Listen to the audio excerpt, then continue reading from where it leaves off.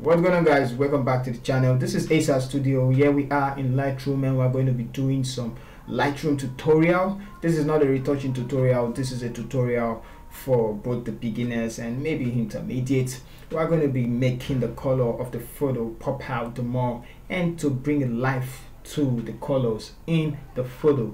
This, if we zoom in, we can actually see some spots. We're not going to be fixing that. We just want to make the color rich and make the photo look come alive. All right, so if the first time using Lightroom, I'm not going to go deep as explaining what the various tools are doing. There's tons of videos for that, but let's get started without so many talk. Okay, so first thing, let's try out the white balance, because I know definitely this is not the way the skin of the boy should look like, even if it is an artificial light.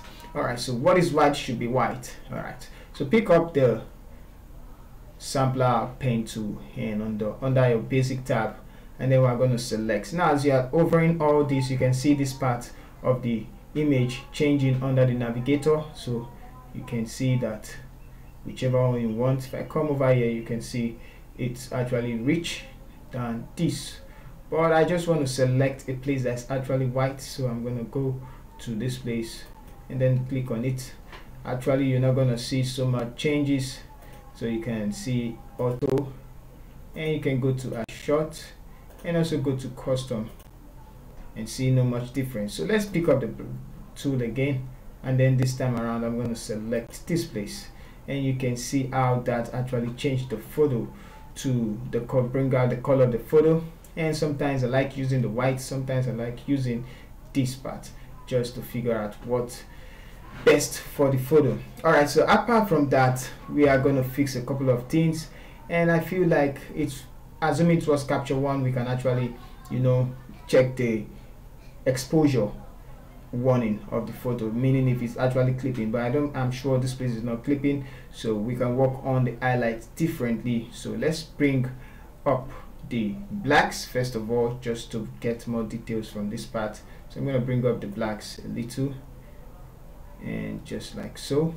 and also not much shadows, but let's just raise the shadows to get more details of the cap. So 2023. Now I'm going to actually bring down the whites and take up the highlights. So this is more like a contrast of a theme instead of getting the exposure we don't actually want. So bring up the highlight and take down the black, the whites, and this is going to make the highlights of the image of the skin and the one particularly to the subject come out the more. Okay, so we can also increase the texture, and as you can see, the texture works like this, though the blur of the background is not going to have any texture, because I am sure there are less texture there. It's just going to increase some places that has texture, such as this side and mostly part of the clothes and the face. So even though you take it all the way up, you can see that it's not affecting the background, but that's actually too much, so I'm going to leave it at, let's say, 19. I'm going to come back down.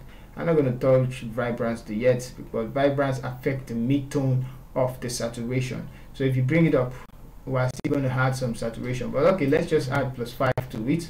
And now I'm going to close the basic tab, and then we're going to go to the curve, and this is what we're going to be doing in the curve, creating an X. Take this side just up a little bit, and then bring this one down a little bit, so you can see how the difference is.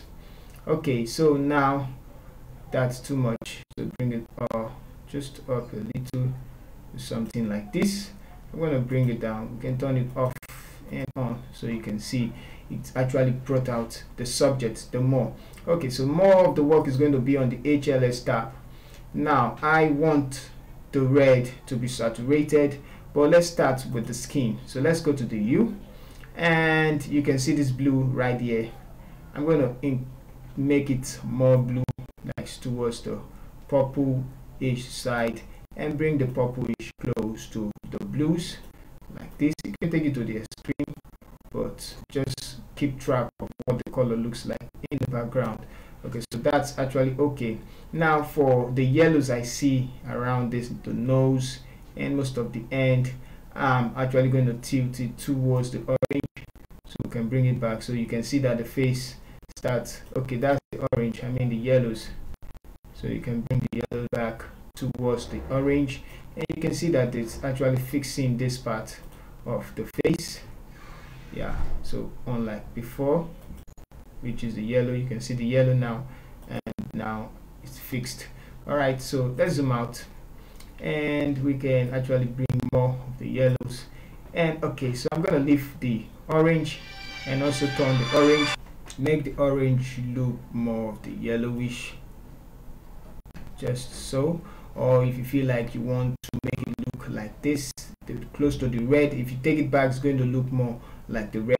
Take it forward, it's going to look more like the orange, but I want it to look like the orange, just like this. The orange will look more like the yellow instead. Now the blues, the red, I mean, we'll take it back to look more like the red, but we can actually take it back the more, and the more we take it back, you can see the colors change.